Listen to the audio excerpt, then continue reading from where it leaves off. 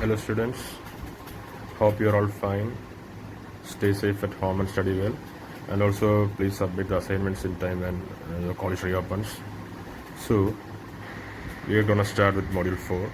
First part is performance testing in IC engines. In performance testing in IC engines, first we have to study what is mean effective pressure. Mean effective pressure, as a definition, is nothing but a hypothetical average pressure which acts on the piston for an entire compression stroke, and this will require the same power input as for a complete cycle. That is, simply speaking, it is an effective pressure which will deliver the same work as for the actual cycle. So for that, if you are considering a cycle as shown in the red stripes, this is a cycle for and this represents the actual work done. This shaded area will represent the actual work done. So if you are taking a similar volume range for the actual work done, and if you are constructing a rectangle such that area of this work done will be same to this one, so the height will give you the pressure which is known as mean effective pressure. This is an effective pressure which will deliver the same work as above. This is called mean effective pressure. Okay, now let us move on to various powers, efficiencies and other related parameters in IC engine combustion for performance testing. So first of all, we will study how this energy from fuel is being transmitted to engine. So first, our fuel will be subjected to combustion. So a lot of energy will be generated.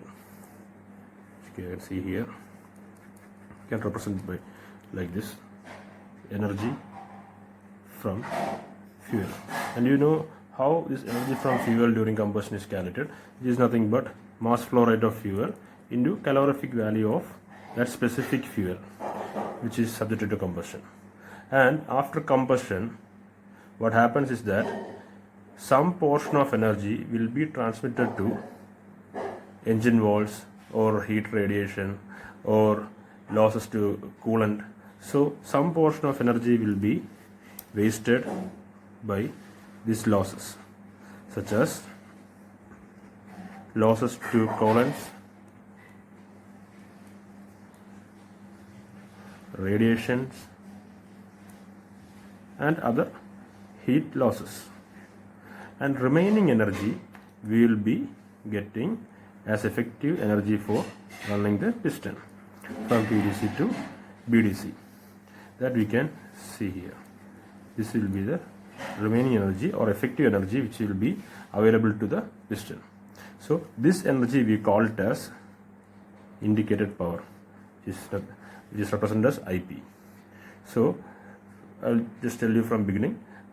After combustion, some portion of energy will be lost to coolant or radiation or other heat losses, and finally other portion, that is remaining portion, will be available to piston for doing the work. So that energy we call it as indicated power and is represented as IP.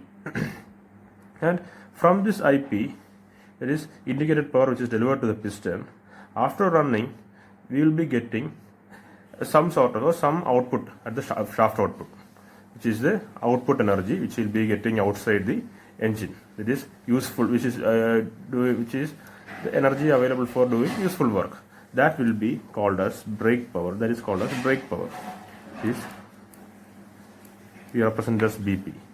Then you can see IP there is a lot of work and BP there is a comparatively lesser work, which is due to the reason that lot of energy or some portion of energy will be wasted due to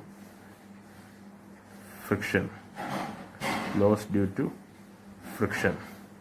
So from IP, some energy is lost due to friction and remaining energy we will be getting it in the output for output work. So I'll tell you from the beginning. There is a lot of energy generated of fuel which we can calculate by MF into CV, that is mass flow rate into calorific value of fuel, and from that some sort of energy or some portion of energy is lost to coolants, radiation and other heat losses, and remaining energy we will be getting as effective energy for running the piston, which is called indicated power. And from that some energy is lost due to friction at the cylinder walls or is a bearings at this points, that is crankshaft or connecting rods. So that energy is lost due to friction, and remaining energy we will be getting as output, that is which we call it as brake power. So we are now going to calculate IP, BP and associated efficiencies. So first IP, indicated power. Indicated power is nothing but, already you have done this in lab. So it is the product of PM, that is mean effective pressure, into length of stroke, into area of bore, into speed of engine in RPM, and it is same for 2-stroke engine, in half of this N for 4-stroke engine, and K is the number of cylinders. For single cylinder engine K is 1, for 6-cylinder engine K is 6, divided by 60, which will give you the input indicated power in watts, and divided by 60,000 will give you the indicated power in kilowatts. And brake power, as you all know, 2 pi nt by 60,000 in kilowatts. And now we'll go to indicated thermal efficiency.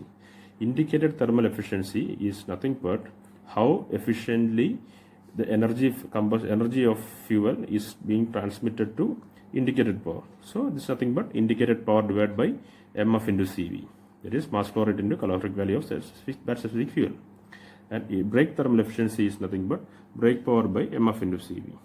And mechanical efficiency is BP by IP, that is brake power by indicated power, and that you can also write it as ratio of brake thermal efficiency to indicated thermal efficiency. Okay, now we will see a few more terms. One is brake specific fuel consumption. It is how much quantity of fuel is utilized for brake power. It is a ratio of mass flow rate of fuel to brake power. And next is indicated specific fuel consumption. It is mass flow rate by indicated power. Then next is relative efficiency or efficiency ratio, which can be represented in two ways. One is indicated relative efficiency and brake relative efficiency. If you want to find out indicated relative efficiency, it is a ratio of indicated thermal efficiency to air standard efficiency. And similarly, if you want to find out brake relative efficiency, it is a ratio of indicated brake thermal efficiency to air standard efficiency. And finally, volumetric efficiency is the actual discharge of air by theoretical discharge of air. Actual discharge of air you can find out using the expression coefficient of discharge into area into root 2 GH. And theoretical discharge of air you can find out by considering the volume of the cylinder, or discharge of air or discharge volume per second of the cylinder of the engine. It is pi by 4 d square into L gives the volume of the cylinder into N into number of cylinders by 60.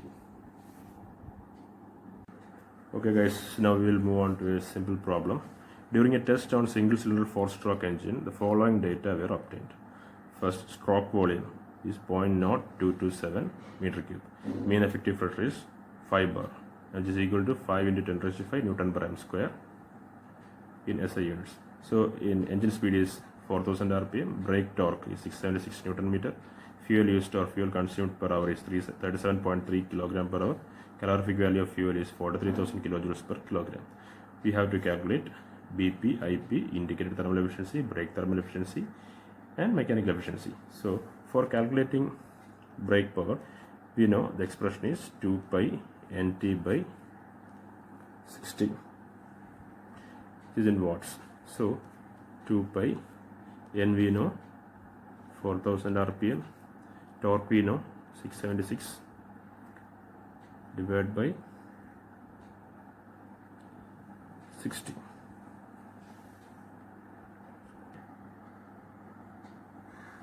Okay, 60. This will give in watts. If you are putting 1000 here, it will give you value in kilowatts. Similarly, we can find out IP. IP expression is PM L A N number of cylinders divided by 1000. PM is mean effective pressure, which we know it is 5 into 10 raised to 5 into 10 raised to 5 into L into A, that is length of stroke into area of bore, which is volume. Which you are given directly here as stroke volume, that is 0.0227 into N. Now we have to see Either it is a 4-stroke engine or a 2-stroke engine. So we can see it is a 4-stroke engine. So we have to take half of the N, that is 4000 by 2. Number of cylinders, it's a single cylinder engine, so N is 1. So K is 1 divided by 6000. This will give you indicated power in kilowatts. Next is indicated thermal efficiency. This we can calculate by indicated power and MF into CV. So we know indicated power from here by MF into CV. We know the mass flow rate of fuel, which is 37.3 kilogram per hour. So we have to convert it into kilogram per second. So divided by 60 into 60 into calorific value of fuel is 43,000. So we will get indicated thermal efficiency. Similarly, you have to find out brake thermal efficiency, which is BP by MF into CV, and also finally you have to find out mechanical efficiency. So you can find out by brake ratio of brake power and indicated power. Okay. Next problem is a 6-cylinder petrol engine has a compression ratio of 5:1. The clearance volume of each cylinder is 110 cc. It operates on 4-stroke constant volume cycle, and the indicated thermal efficiency ratio referred to air standard cycle is 0.56 at a speed of 2400 rpm. It consumes 10 kg of fuel per hour. Energy of combustion is 44 megajoules per kilogram. Determine the average indicated mean effective pressure in the cylinder, which is PM. So here number of cylinders K is 6. Then we know the compression ratio R, which is equal to 5:1, that is 5. Then we are given clearance volume of cylinder, that is V clearance 110 cc.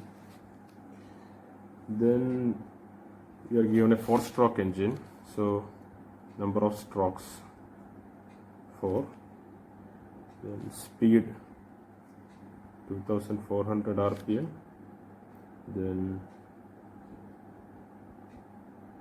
calorific value of fuel is 44 megajoules per kilogram. So 44 into 10⁻³ kilojoules per kilogram. Then mass flow rate of fuel also is given, which is 10 kilogram per hour. So you can write 10 by 3600 kilogram per second. And one more data is given, which is ratio of indicated thermal efficiency to air standard efficiency. This is 0.56. And in order to find air standard efficiency, you know it's a 6-cylinder petrol engine. So air standard efficiency for petrol engine is, or a spark ignition engine is, 1 minus 1 by R raised to gamma minus 1, where R is the compression ratio and gamma is 1.4, since we are taking air standard efficiency. So eta air standard efficiency is equal to 1 minus 1 by, we know the compression ratio, which is 5 raised to gamma 1.4 minus 1. This is equal to 0.474. This is equal to 47.4%. So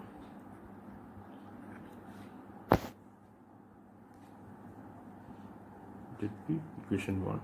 So if you are substituting 2 in 1, we will get indicated thermal efficiency as 26.5%.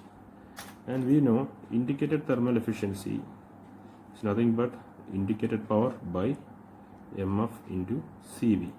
We know indicated thermal efficiency, we know MF, and we know CV. So we can get indicated power.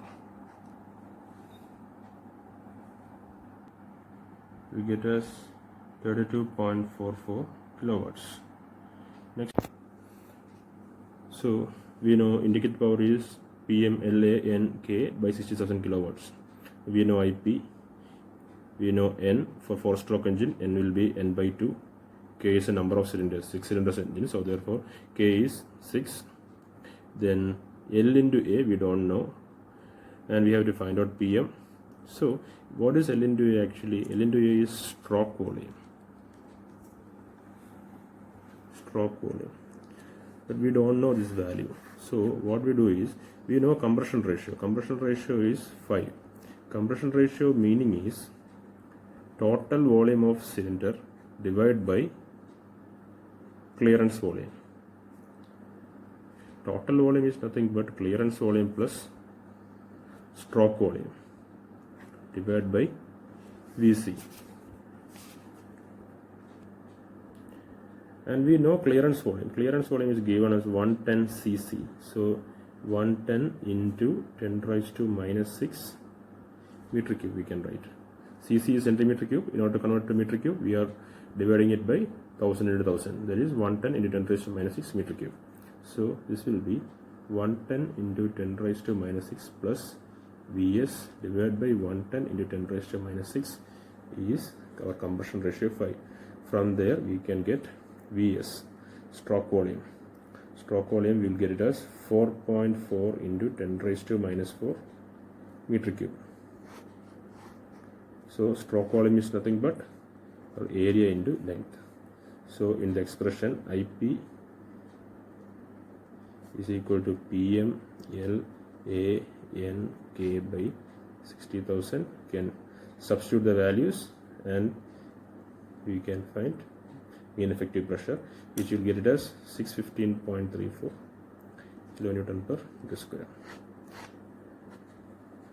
Try and solve yourself.